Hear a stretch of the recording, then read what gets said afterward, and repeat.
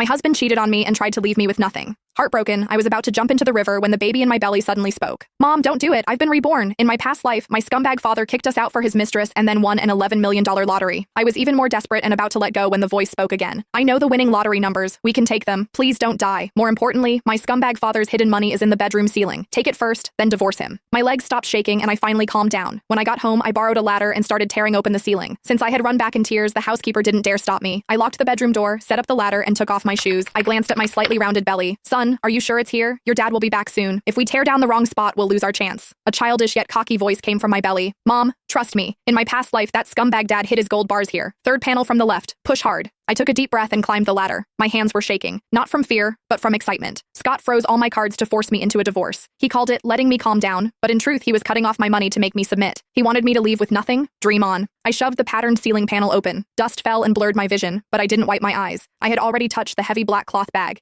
It was so heavy that I nearly fell off the ladder while pulling it out. Be careful, Mom. If you fall, we'll both die. Don't jinx it. My hands shook as I opened the bag. Golden light flashed before my eyes. It was filled with gold bars. I had never seen so much gold in my life. I rummaged through it and found stacks of US dollars underneath. How much money is this? About $5 million. That scumbag dad secretly siphoned it from the company behind his partner's backs. It was meant as startup money for him and his mistress to enjoy life overseas. In your past life, you jumped into the river and let them get away. They used this money to go abroad, get credentials, and return as famous entrepreneurs, completely forgetting you. Hearing this, my anger exploded. Scott, you bastard. I built everything with you from nothing, and now that you were rich, you cheated on me, hid money from me, and even tried to drive me to death? I took the gold bars out one by one and packed them into the suitcase I'd prepared earlier. What if Scott finds out when he gets back? I stared at the dark opening, worried. If he found out, I might not even make it out of this house, let alone get a divorce. Mom, are you silly? Just stuff some old books into the box next to it so it looks full, then put the ceiling panels back. They haven't been opened in years. By the time he notices, we'll be long gone. I suddenly understood. I grabbed a few of Scott's showpiece books from the top shelf, stuffed them into the black bag, and put it back in the ceiling. Then I carefully secured the panels. I even wiped away the fingerprints on the edges. Then I sat on the floor, my heart pounding. Even jumping into the river hadn't been this thrilling. Just then, the door opened downstairs. Scott's impatient voice followed. Tara, did that crazy woman come back? I froze. Mom, don't give in. You're the victim now. Act desperate and make him think you've given up. I kicked the suitcase of gold bars deep under the bed, then messed up my hair and sat on the edge. I forced myself to calm down and tears immediately welled up. When Scott pushed the door open, he saw me looking heartbroken. Disgust flashed in his eyes.